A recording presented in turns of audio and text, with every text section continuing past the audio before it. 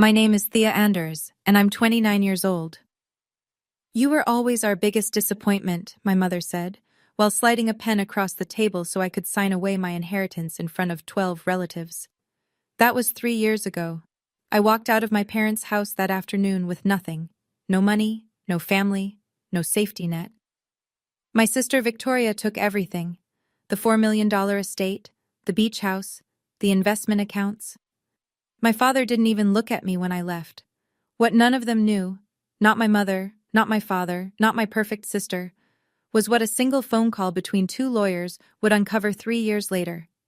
And when my father finally heard the number, he said the same two words over and over, like a man who just watched his whole world tilt sideways. Before I go on, please take a moment to like and subscribe. But only if you genuinely connect with this story. Drop your location and local time in the comments. I'd love to know where you're listening from. Now, let me take you back to a Sunday afternoon in March, the day my family sat me down and erased me. The phone call comes on a Wednesday night.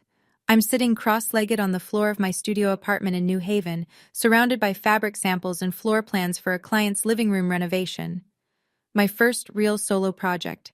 $800. I'm proud of it. My mother's name lights up the screen. Family meeting, this Sunday, don't be late. No explanation, no warmth, just instructions. I almost don't go. Something in her tone feels off, sharper than usual, more rehearsed. But it's family. And despite everything, I still show up when they call. That's always been my problem. Sunday morning, I drive 3 hours from New Haven to Fairfield County. The March rain hasn't let up in days, and the windshield wipers beat a rhythm I can't shake. When I turn onto Ridgewood Lane, the house rises through the gray. Stone facade, black shutters, the kind of home that looks like it was built to intimidate. I grew up here. It never felt like mine. Inside, 12 people are already seated around the dining room table. Grandmother Rosemary sits nearest the window, hands folded in her lap. Uncle Robert is beside her, jaw tight. Aunt Janet, 3 cousins, everyone dressed like they're attending something formal. At the head of the table sits Mr. Whitfield, my parents' estate attorney. Silver-haired, reading glasses on a chain, a thick leather folder open in front of him. My father, Richard, stands behind his chair, arms crossed. He doesn't greet me. My mother, Patricia, gestures to an empty seat at the far end, the only one left. And there, at my father's right hand, sits Victoria, my older sister. Pressed blazer, pearl earrings. She doesn't look at me either, but her posture says everything. She already knows what's coming. On the table in front of my empty chair, I see a single document. My name is printed at the top. I can't read the rest before my father clears his throat. Sit down, Thea. This won't take long. I sit. The chair is cold. My father doesn't waste time. He nods at Mr. Whitfield, who opens the leather folder and begins reading in that flat, legal tone that strips everything of emotion. The estate, all of it, is being transferred to Victoria Ann Anders. The house on Ridgewood Lane, the beach cottage in Mystic, the investment accounts, the trust fund established by my grandfather. Total estimated value, $4 million. Every penny, every wall, every memory that was supposed to be shared. Victoria's name appears on every line. Mine appears on none. I look at my father. And me? He doesn't answer. He adjusts his cufflink and stares at a point just past my shoulder. My mother fills the silence. She's been waiting for it. You were always our biggest disappointment. She says it the way someone reads a grocery list. Calm, final. We're not going to pretend anymore. The room doesn't move. Grandmother Rosemary looks down at her hands. Uncle Robert shifts in his seat but says nothing. Aunt Janet studies the table. My cousins avoid my eyes like I've already stopped existing. Victoria sits perfectly still. She doesn't speak. But I catch it. The smallest tug at the corner of her mouth. Not quite a smile. Close enough. Mr. Whitfield clears his throat. He slides the document closer to me. A relinquishment of inheritance rights. Pre-drafted. Tabs already marking where to sign. We'll need your signature to finalize. I look at the pen. I look at my mother. Her chin is lifted. She's daring me to make a scene. I pick up the pen. My hand is steady. That surprises even me. I heard you, Mom, I sign. I stand before the ink is dry. Nobody stops me. Nobody says, wait. Nobody says, are you okay? The room exhales as I push back from the table, not with relief, but with the collective understanding that the uncomfortable part is over. For them. I walk through the hallway toward the front door. My footsteps echo on the hardwood. To my left, the gallery wall. I've passed it 1,000 times. 3 framed photographs. Victoria's law school graduation. Her accepting the dean's award. Her standing between Mom and Dad on a balcony in Rome. Silver frames, perfectly spaced. There are no photographs of me. I open the front door. The rain hasn't stopped. My phone buzzes before I reach my car. A text from Victoria. No hard feelings, right? It's just business. I stare at it for 10 seconds. Then I delete it. The drive back to New Haven takes 3 hours. I make it 20 minutes before I pull over. I park on the shoulder of I-95, turn off the engine, and sit there. Cars blur past. The rain hammers the roof. I don't cry. I don't scream. I just sit with it. The weight of being subtracted from your own family like a line item on a spreadsheet. 40 minutes. Then I start the car again. When I get home, my apartment is exactly as I left it. Fabric samples on the floor, the client's floor plan pinned to the wall, a bowl of cereal on the counter from breakfast. I check my bank account. $3,200. No family, no connections, no one coming to help. I sit on the kitchen floor that night and make a list. Not of what I lost, of what I still have. It's a short list, but it's mine. The first client cancels on a Tuesday. Hi Thea, we've decided to go in a different direction. Best of luck. No explanation. I send a polite reply and move on. These things happen. The second cancellation comes 4 days later. This one stings more. It was a full kitchen renovation. 3 weeks of planning. Measurements already taken. The homeowner calls instead of emailing. We heard you're going through some personal issues, she says carefully. We just think it's better to work with someone more stable right now. I ask who told her that. She hesitates. I'd rather not say. Something cold settles in my stomach. 2 cancellations in 1 week, both using language that sounds coached, both pulling away for reasons that have nothing to do with my work. I take on smaller jobs, a living room refresh for a rental unit, $800, a color consultation for a couple in West Haven, $200. I eat cereal for dinner 3 nights a week. Not because I'm romantic about struggle, because cereal is $3.49 a box. Rock bottom isn't dramatic, it's quiet. It's splitting a box of pasta into 3 meals and calling it budgeting. In week 3, I try the only family lifeline I have left. Uncle Robert, my father's younger brother. He's always been gentler than Dad. He once told me my eye for color reminded him of Grandmother Rosemary. Thea, I love you, he says on the phone. But don't pull me into the middle of this. He hangs up, and I understand, there is no middle. There's the Anders family, and there's me. 2 separate countries now. That evening, an email arrives from an address I don't recognize. Someone requesting a design consultation for a penthouse in Hartford. Budget? Significant. I almost delete it. It feels too good to be real. I don't delete it. The truth finds me in a coffee shop on Chapel Street. It's a Saturday morning, about 6 weeks after the meeting. I'm reviewing sketches for a bathroom remodel, the only project I have left, when a woman approaches my table.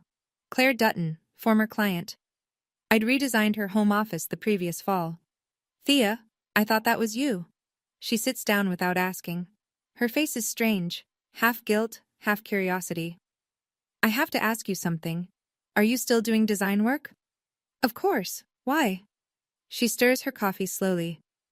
Because your sister told me you weren't. The words land like a slap. Victoria called you? Not directly. She mentioned it at a dinner party. Said you'd stepped back from the business.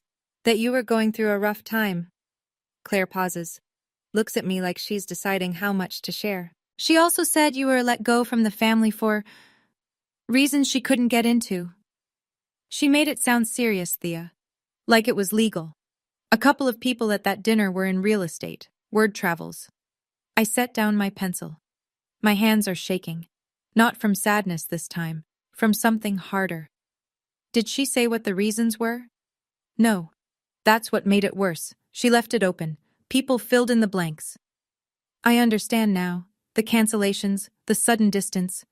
Victoria didn't just take my inheritance, she was salting the earth behind me. Quietly, socially, with plausible deniability. No fingerprints, just whispers at dinner parties. I want to call her. I want to scream. Instead, I thank Claire. I finish my coffee. And I make a decision right there, sitting in that booth with my $6.50 latte and my ruined client list. I won't confront Victoria. I won't beg my parents. I'll rebuild. Somewhere she can't reach me. 3 months after the meeting, I break my own rule and call my mother. Not to beg, not to cry. I need one answer. She picks up on the third ring. Thea. Not a question, not a greeting, just an acknowledgement that I still exist. Did you plan it, Mom? Silence. The meeting, the 12 people, Mr. Whitfield, all of it. Was it planned? We did what was best for the family. For the family? Or for Victoria? Victoria never gave us a reason to worry. I never gave you one either. Longer silence this time. I hear her breathing. I hear the kitchen faucet dripping, the one Dad's been meaning to fix for 7 years. Strange, the details you remember when your mother is deciding whether to be honest with you. Thea. Her voice softens, but it's the softness of someone explaining something to a child. If you'd listened to us from the beginning, gone to law school, or at least gotten a real job, none of this would have happened. You chose this. There it is, the core of it. In Patricia Anders' world, obedience equals love. I disobeyed, so I don't qualify. This is the last time I call this number. Don't be dramatic. I'm not being dramatic, Mom. I'm being clear. I hang up. And I keep my word. No calls, no texts, no emails. Not that month. Not the month after. The silence between us becomes a wall, and every day I don't reach for the phone, it grows another inch higher. I'm not angry anymore. That's the part no one tells you about cutting ties. Eventually the rage runs out, and what's left is just quiet. A terrible, steady quiet that sounds a lot like freedom. 4 months in, Victoria sends the first email. Subject line, thinking of you. The body is long, carefully written, and dripping with concern. I want you to know I had no part in their decision. Mom and Dad acted on their own. I tried to talk them out of it, but you know how Dad is. I hope you're doing okay. I worry about you. I read it twice. Not because it's convincing. Because it isn't. Every sentence is constructed like a legal defense. No admissions, no specifics, no accountability. This email isn't for me. It's insurance. If things ever blow up, Victoria can point to it and say, "See? I reached out. I was the caring sister." I don't respond. 2 weeks later, a second email. Shorter, more direct. I heard you're struggling financially. If you need help, I'm here. You don't have to do this alone. Just ask. Just ask. The two most loaded words in the English language when they come from someone who's standing on your neck. I read this one once. Then I closed the laptop. But something makes me stop. A small instinct. The kind that lives in the back of your brain where survival decisions are made. I open the laptop again. I create a new folder in my inbox. I label it simply V. I drag both emails into it. I don't know what I'll do with them. I don't even know if they matter. But my gut tells me to keep a record. Victoria is meticulous. She plans 3 moves ahead. If she's sending emails this polished, she's building a narrative. And I should be keeping one too. Victoria's kindness always came with a receipt. I just never thought to check the fine print before. The Hartford penthouse changes everything. The mystery email from week 3 turns out to belong to a woman named Margaret Calloway, 62 years old, self-made, owns commercial properties across Connecticut and North Carolina. Sharp eyes, silver rings on 3 fingers, the kind of handshake that tells you she's been underestimated her whole life and has enjoyed proving people wrong every single time. We meet at the penthouse, 18th floor, overlooking Bushnell Park. The space is a disaster. Previous tenant gutted the kitchen and left, walls stripped to drywall, exposed pipes. Most designers would see a problem. I see a cathedral. Margaret watches me walk the rooms for 40 minutes. I don't pitch. I don't sell.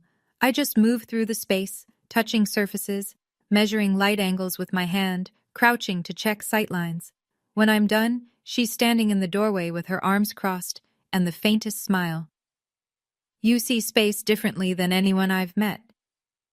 The project takes 5 months. Budget, $120,000, more money than I've ever been responsible for. I don't sleep much. I source materials from salvage yards and artisan workshops. Every choice is deliberate. Every corner tells a story. When it's finished, Margaret walks through the completed penthouse and doesn't say a word for a long time. Then she turns to me. I have 3 colleagues who need someone exactly like you. Within 2 months, I have 4 active projects, real ones, not $800 living room refreshes, full residential redesigns with clients who found me through Margaret's name. Over dinner one evening, Margaret mentioned something that barely registers at the time, but later, much later, it will matter enormously. I'm looking into boutique hospitality. If you ever want to invest your time, not money, I'd like to talk. I don't invest in people who need saving, she tells me. I invest in people who just need a door. 8 months after the family meeting, I leave Connecticut. Margaret's boutique hotel project is in Asheville, North Carolina, a city built into the Blue Ridge Mountains, full of artists and hikers and people who chose a different kind of life. It feels like the right place to stop running and start building. I pack my car, a 12-year-old Honda Civic with a dent in the passenger door, and drive south. Everything I own fits in the trunk and back seat. Fabric samples, a box of books, 3 houseplants I refuse to leave behind. In Asheville, I rent a 1-bedroom apartment above a pottery studio. The floors creak. The water pressure is a suggestion. It's perfect. I file the paperwork for an LLC. I choose the name carefully. Alder Interiors. No Anders anywhere. A clean start needs a clean name. Margaret and I formalize our arrangement. She invests $150,000 into Alder Interiors. Not charity, a business agreement with terms, margins, and milestones. I handle design. She connects me with property owners looking to renovate commercial spaces. Profits split by percentage. Everything documented. I work 14-hour days. Some nights, I fall asleep at my desk with a pencil still in my hand. I don't check social media. I don't call Connecticut. The world I came from shrinks a little more each week until it feels like something I watched in a movie once. Then, one Tuesday morning, my phone buzzes with a name I haven't seen in years. Daniel Reeves, college friend, now a real estate attorney in Charlotte. He's spotted Alder Interiors in a North Carolina business filing. Is this you? Thea Anders running an interiors firm? Congrats. Coffee sometime? For the first time in 8 months, I smile without thinking about it. I type back. Name a place. Daniel Reeves looks exactly the way I remember. Tall, slightly rumpled, the kind of guy who wears a suit like he's doing it a favor. We meet at a coffee shop in downtown Charlotte. He orders black coffee. I order the same. Some things don't change. We catch up. He's been practicing real estate law for 5 years. Good clients, steady work. He asks about Alder Interiors. I tell him the basics. Boutique hospitality, commercial renovations, Margaret's investment. He listens carefully. Lawyers always do. Then I tell him the part I haven't told many people. The meeting, the signing, the 12 relatives. Patricia's words. Daniel sets down his cup. His expression shifts from friendly to focused. Wait, your sister, Victoria Anders? Yes. From Fairfield County? Works at a firm in Stamford? That's her. Why? He's quiet for a moment, running something through his head. Her name came up in a transaction I was reviewing last week, a commercial deal in the Southeast. She was CC'd on an email chain between a broker and a property management group. That doesn't make sense. Victoria doesn't do commercial real estate. That's what I thought. He leans forward. Thea, in those emails, your sister was warning them about you. She said you were unreliable, that your family cut ties with you for serious financial concerns. She used your full name. The coffee tastes like ash. She told them not to work with anyone connected to Thea Anders. I don't speak. The coffee shop noise fills the gap. Espresso machine, laughter, someone's playlist bleeding through cheap speakers. Daniel watches me carefully. Don't do anything yet, he says. Let me look into it. But Thea, if this is what I think it is, your sister wasn't just favored. She was actively working against you. I nod. My hands are flat on the table, steady. But under the surface, something is shifting. I need to pause the story here for a second, because this is the moment where everything splits. If you were me, if you just found out your own sister was going behind your back, sabotaging your name, making sure you couldn't rebuild, what would you do? Would you confront her? Or would you keep building in silence? Drop your answer in the comments. A for confront, B for silence. And if this story is hitting close to home right now, that subscribe button is right there. It's free. It helps more than you know. Okay, let's keep going. Because what happened next? I didn't see it coming either. 18 months after I left Connecticut, Alder Interiors finishes its 12th project. I keep a running log in a leather notebook Margaret gave me. Every project. Every number. 12 renovations. Annual revenue, $1.2 million. It still doesn't feel real when I write it. Margaret and I make our first major acquisition, a neglected commercial building in South Asheville, 3 stories, brick exterior, condemned by the city 2 years prior. Everyone tells us it's a money pit. We see something else. I redesign the interior. Margaret handles the permits and zoning. We pour 6 months and every available dollar into it. When we're done, the building houses 4 luxury retail tenants and 2 design studios. Net profit after renovation, $340,000. My name starts appearing in regional design magazines, a feature in Asheville Home and Design, a mention in a Charlotte real estate newsletter. Small recognitions, but they mean everything to someone who was told she'd never amount to anything. I hire 3 employees, a project manager, an assistant designer, a bookkeeper who keeps me honest. We work out of a converted warehouse space that smells like sawdust and fresh paint. I still drive the Honda Civic. Still live in the 1-bedroom above the pottery studio. Still eat lunch at my desk. The money grows, but my life stays small. On purpose. Then one evening, over Thai food in Margaret's kitchen, she says something that makes my chopsticks stop mid-air. There's a parcel of land in Westport, Connecticut. Just came on the market. It's adjacent to some residential estates in the Fairfield County area. She watches my face. I know what she's telling me. Westport borders my parents' neighborhood. I don't flinch. Send me the listing. 3 years after the day I signed those papers, I walk into the Connecticut Real Estate Association's annual charity gala at the Hartford Marriott. I almost didn't come. When Margaret mentioned it, 200 guests, black tie, every name in Connecticut real estate, my first instinct was to say no. I'm not ready to stand in a room full of people who might know my family, who might have heard Victoria's version of my story, but Margaret doesn't let me hide. You're my business partner, Thea. You belong in that room. So here I am.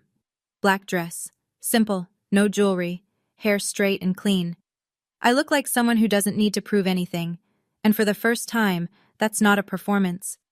The ballroom is gold lit, champagne on silver trays, string quartet in the corner, 200 people in dark suits and designer gowns, networking under crystal chandeliers. I see them before they see me. My father stands near the bar, speaking with Mr. Whitfield, the same attorney who slid that document toward me 3 years ago. My mother sits at a round table with Aunt Janet, her back straight, her pearls catching the light, and Victoria. She's across the room, mid-conversation with a group of men in expensive ties, laughing, gesturing, in her element. My chest tightens.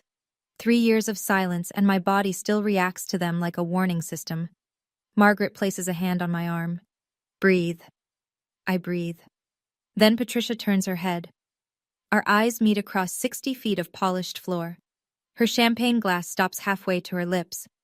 Victoria notices her mother's expression, follows her gaze, finds me. For 1 full second, nobody moves. Then Margaret walks straight toward the Anders table, and I walk with her.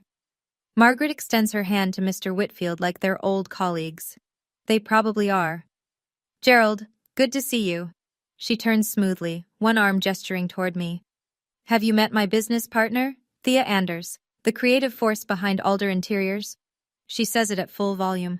Not aggressive, not pointed, just the natural tone of a woman introducing someone she's proud of. Half the surrounding tables hear it. Richard turns slowly. His face cycles through recognition, confusion, and something I can't name. He stares at me like I'm a ghost who walked in through the wrong door. Patricia recovers first. She always does. Thea! Her smile appears like a light switch. Instant, practiced, camera ready. What a surprise! We've been so worried about you. She reaches for my hand. I let her take it. One squeeze. Then I pull back. I appreciate that, Mom. I've been well. Victoria appears at the table's edge. She's watching me the way a chess player watches an unexpected move. We heard you were doing some decorating work? She tilts her head, a small, patronizing smile. That's sweet. The word sweet lands exactly as she intends it. Dismissive, minimizing. But Margaret heard it. She turns to Victoria with the calm authority of a woman who has eaten people like this for breakfast for 40 years. Decorating? Alder Interiors manages a $6 million commercial portfolio. I'd hardly call that decorating. The table goes silent. A man seated beside Mr. Whitfield lowers his scotch. Two women behind us stop their conversation. Victoria's smile doesn't disappear. It freezes. A colleague of Victoria's, a real estate lawyer I don't recognize, leans over. Alder Interiors? She owns that? We just contracted them for our Stamford project. Victoria's face goes white. I stand perfectly still. I didn't come here to prove anything. I came because I was invited. And right now, that's enough. 1 week after the gala, the phone call happens. I'm not there for it. Daniel tells me afterward, sitting across from me at his office in Charlotte, a legal pad covered in notes between us. Here's what happened. The Westport property, the parcel Margaret and I are purchasing, sits adjacent to the Anders family estate. Standard procedure requires a boundary survey and title verification. Daniel, as my attorney, reaches out to the attorney of record for the neighboring property. That attorney is Gerald Whitfield. Daniel makes the call. Professional, routine. He identifies the purchasing entity. Alder Interiors, LLC. Owner and principal, Thea Anders. Silence on the line. Not a polite pause. A long, airless nothing. Thea Anders? Whitfield's voice changes register. The same Thea Anders from the inheritance file? That's correct. Another silence. Daniel says he can hear Whitfield shifting papers on his desk. I'll need to verify financials on the buyer's side for the boundary agreement. Standard compliance. Of course, Daniel says. I'll send a summary. Alder Interiors' total portfolio valuation, including real property and business assets. Approximately $9.4 million. Daniel tells me the silence lasted 15 seconds. 15 seconds. He knows, because he counted. Then Whitfield said, very quietly, I'll need to contact my client. That was it. No commentary, no questions, just the sound of a man recalibrating everything he thought he knew about a family he's served for 20 years. Daniel sets down his pen and looks at me across the table. He didn't say a word for about 15 seconds, Thea. That's a long time for a lawyer. I nod. My hands are in my lap. My pulse is steady. But somewhere deep inside my chest, behind the calm and the professionalism and the 3 years of silence, something exhales. Gerald Whitfield calls Richard Anders that same afternoon. I learn the details later, through Daniel, through documents, through the version that eventually filters back to me whether I want it or not. But here's what happened in the study of the Ridgewood Lane house, behind a closed mahogany door, on an ordinary Tuesday. Whitfield lays it out simply. A property transaction, adjacent parcel, buyer, Alder Interiors, owned and operated by Thea Anders. Net valuation of combined assets, approximately $9.4 million. Richard says nothing for a long time. Then, that's impossible. Whitfield repeats the number, confirms the documentation, notes that no Anders family funds appear anywhere in the company's capital structure. She built that? Alone? According to every filing I've reviewed, yes. That's impossible. Richard says it again, softer this time, like the word is the only thing he can hold on to. That's Impossible. Patricia is in the room. She's been listening on speaker from the armchair by the window. Her face hasn't moved, but her hand grips the linen napkin on the side table so tightly her knuckles have gone white. In the living room, Victoria is on the phone with a friend. Her voice carries through the wall. Tight, urgent. What do you know about Alder Interiors, the company in North Carolina? Have you heard of it? Richard sets the phone down. He stares at the wall where 3 photographs of Victoria hang in silver frames. Then he looks at the bare space beside them, where a photograph of Thea has never been. I want to call her. Whitfield's reply is gentle but firm. Through attorneys, Richard. She has counsel now. This goes through proper channels. Richard nods slowly, and in that nod something breaks that won't go back together. His daughter has a lawyer, because of him. The emails surface that same week, and they change everything. Daniel is completing due diligence for the Westport purchase. Title searches, lien checks, transaction history for the surrounding parcels. Routine, boring. The kind of paperwork that makes law school graduates question their life choices. But buried in a chain of correspondence between a regional brokerage and a property management firm, Daniel finds something that is not routine at all. An email from Victoria Anders, sent 14 months earlier, addressed to a commercial broker named Paul Erickson. The subject line, heads up, confidential. The content, Victoria expressing concern about a woman named Thea Anders who may approach firms in the Southeast market. She describes me as financially irresponsible. Claims I was removed from the family due to serious trust issues. Advises Erickson to exercise caution with anyone associated with that name. There are 3 more emails in the chain. Different recipients, same language, same careful, devastating phrasing. Victoria never says anything overtly false. She implies. She suggests. She lets the reader fill in the worst version of the story. It's elegant, it's calculated, and in the state of Connecticut, it's called tortious interference with business relations. Daniel sends me the chain. I read it once, sitting at my desk in Asheville, with the mountain light coming through the window. I don't scream, I don't cry. I close the laptop and sit with it for a full hour.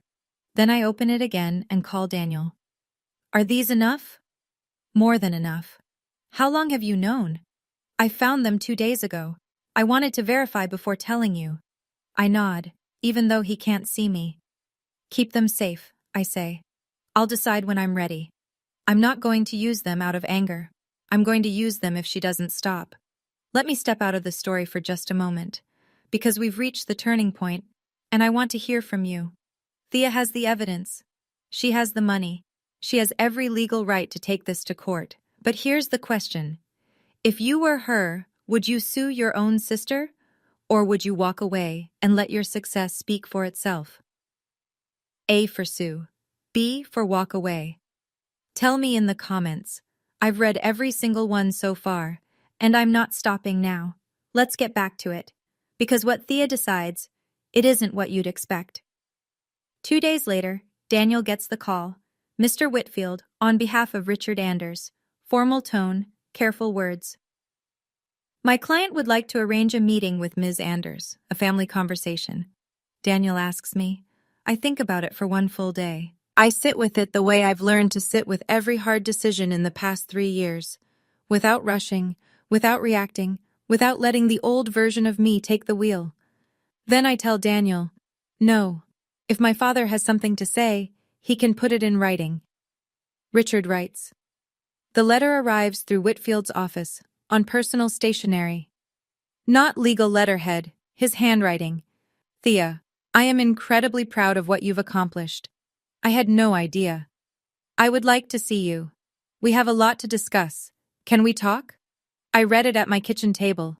I read it again standing at the window. I read it a 3rd time sitting on the floor, like I did the night everything fell apart. He's proud. Of course he is, because now there's a number attached to my name. $9.4 million of validation. But where was this letter when I was earning $800 per project? Where was this pride when I was eating cereal for dinner? When I couldn't keep a client because his other daughter was poisoning every well in a 3-state radius? I dictate my response to Daniel. He sends it through Whitfield. Thank you, Dad. But I don't need pride that arrives 3 years late. I built my life without it. I'll continue without it. A week later, Richard sends a second letter. 2 words, written in ink that smudged slightly, like his hand was shaking. I'm sorry. I read it. I fold it. I put it in a drawer. I don't reply. I don't sue Victoria. I want to be clear about that. Not because I forgive her. Not yet. But because a lawsuit turns my life into a courtroom exhibit, and I've spent 3 years taking it back. I'm not handing it over again. Instead, Daniel drafts a cease and desist letter. It is 5 pages long, precise, and devastating. It names 4 specific instances of defamatory communication. It attaches the email chain. It quotes the relevant Connecticut statute on tortious interference with business relations. And it ends with a single clear statement. If Victoria Anders continues to disseminate false or misleading information regarding Thea Anders or Alder Interiors, LLC, legal proceedings will be initiated without further notice. Daniel sends its certified mail to Victoria's office at the law firm in Stamford. She receives it on a Thursday morning. I know this because Daniel gets a read confirmation at 10:14 a.m. By 10:32 a.m., Victoria calls Patricia. I learn the details later, through the grapevine that Daniel has quietly maintained with contacts in the Connecticut legal community. Word travels in small professional circles, especially when a lawyer gets served a cease and desist at her own firm. She has the emails. Victoria's voice, I'm told, was flat, controlled, but fast. The way people speak when they're calculating damage. She has everything I sent. What emails? Patricia asks. All of them. Everyone I sent to brokers, to property managers, about Thea. A long pause. We'll handle it. Patricia says this in the same tone she used 3 years ago at the dining room table. But it doesn't land the same way anymore. There's a crack in it now. That evening, Victoria calls my phone directly. First time in 3 years. I watch her name light up the screen. I decline the call. Not because I'm afraid. Because there's nothing left to say. The emails do what emails always do. They travel. I never leak them. I never post them. I never mention them to anyone outside of Daniel and Margaret. But the cease and desist arrives at Victoria's firm during business hours. A legal secretary processes the delivery. A managing partner reviews the cover sheet as part of standard risk protocol. Within a week, 2 senior associates at Victoria's firm know that she used professional channels to defame her own sister. Within 2 weeks, the managing partner has a quiet conversation with Victoria behind a closed door. She isn't fired, but she's reassigned, moved from client-facing commercial transactions to internal compliance review, a windowless office, no client lunches, no networking events. In the Connecticut legal community, the story spreads the way all professional gossip does. Not with fireworks, but with raised eyebrows and carefully worded references. Difficult family situation. Judgment issues. Not someone you want representing your interests. Victoria's reputation doesn't collapse overnight. It erodes, slowly, permanently, slowly. I hear about it from Daniel, who hears about it from colleagues, who hear about it from other colleagues. I don't celebrate. There's nothing to celebrate about watching someone dismantle their own career with emails they chose to send. Then one afternoon, a number I haven't seen in 3 years appears on my phone. Uncle Robert. Thea. His voice is heavier than I remember. I owe you an apology. For what? For that day. The meeting. I should have said something. I should have stood up. I close my eyes. Thank you, Uncle Robert. That means more now than you know. He asks if he can visit sometime. I tell him Asheville is beautiful in spring. When we hang up, I sit for a long time. The emails expose themselves.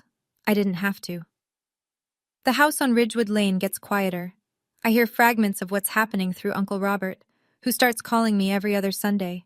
He keeps it light. Weather, his dog, a funny story about Grandmother Rosemary. But sometimes, without meaning to, he lets details slip. Richard has stopped attending his weekly golf game. He sits in his study for hours. The bookshelves are lined with law journals he'll never open again. And somewhere on his desk, Robert saw it once, is a printout, a magazine article about Alder Interiors. My photograph is in the corner. Richard has read it so many times the paper is soft at the creases. Patricia holds the line. In public, she tells friends the same story she's been telling for 3 years. Thea was always the difficult one. Now that she has money, everyone wants to rewrite history. She says this at brunch, at book club, at the farmer's market on Saturday mornings.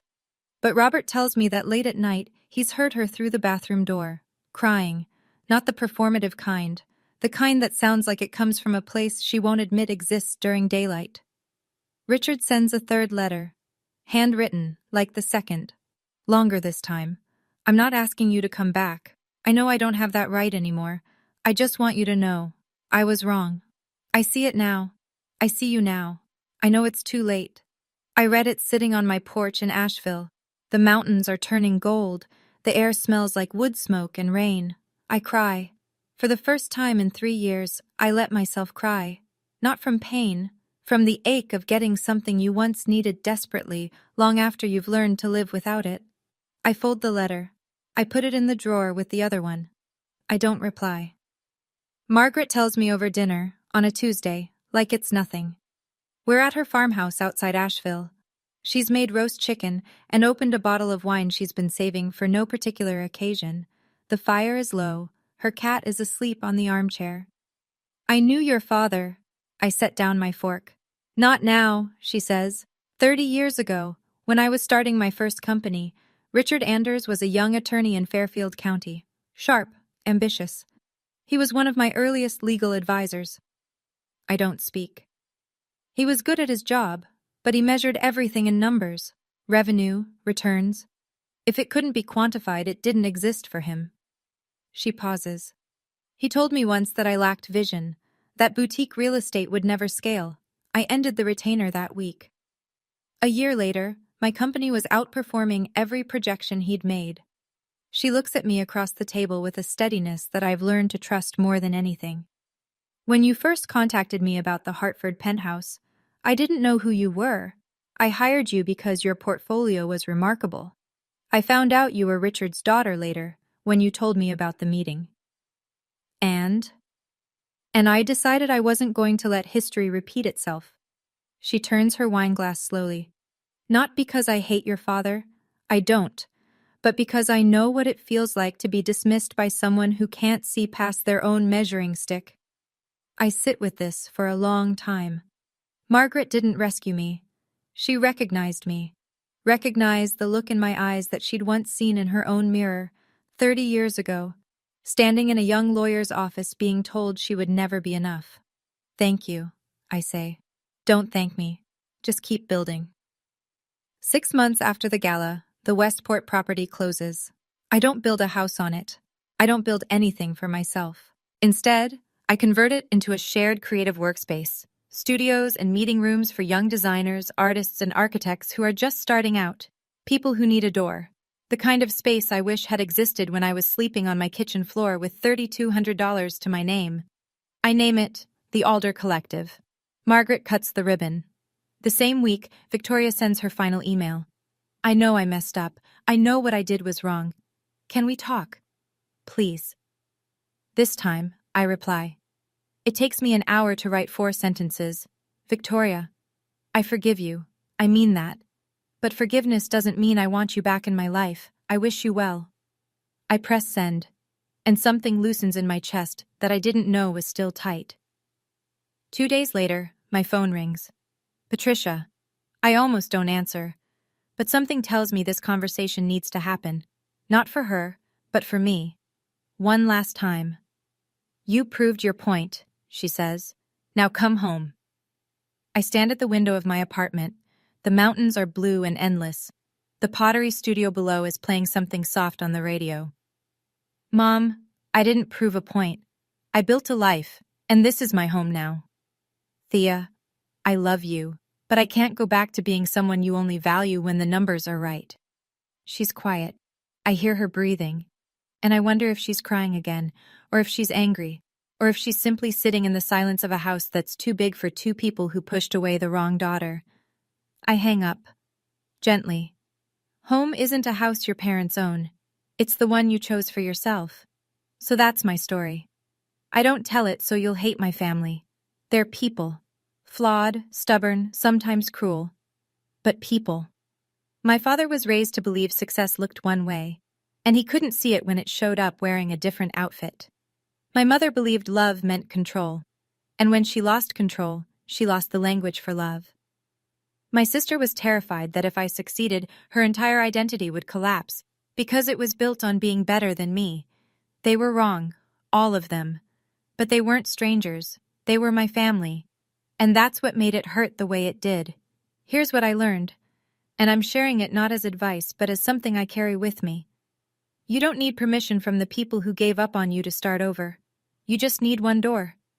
Sometimes you have to build that door yourself. Sometimes someone like Margaret holds it open for you. Either way, the door is yours. Setting boundaries with family isn't abandonment. It's not cruelty. It's the decision to stop bleeding for people who won't hand you a bandage. Today, Alder Interiors has 14 employees. Our portfolio is north of $10 million. Margaret is still my partner. Daniel is still my lawyer. And every morning, I wake up in a house I bought myself, in a city I chose, living a life I built from a kitchen floor and a list of what I still had. Richard still writes letters. I still read them. I haven't replied. Maybe someday I will. Maybe I won't. That's my choice now. And if you're out there right now, sitting in the aftermath of being told you're not enough by the people who were supposed to believe in you, hear me. The best revenge isn't proving them wrong. It's building a life so full that their opinion no longer fits anywhere inside it. And that's where I'll leave it. If you made it this far, thank you. It means more than you know. Now I want to hear your story. Have you ever had to walk away from family to save yourself? Or are you still deciding? Tell me in the comments. I read every single one. And if you want more stories like this, check the description. There's another one waiting for you right there. I'll see you in the next one.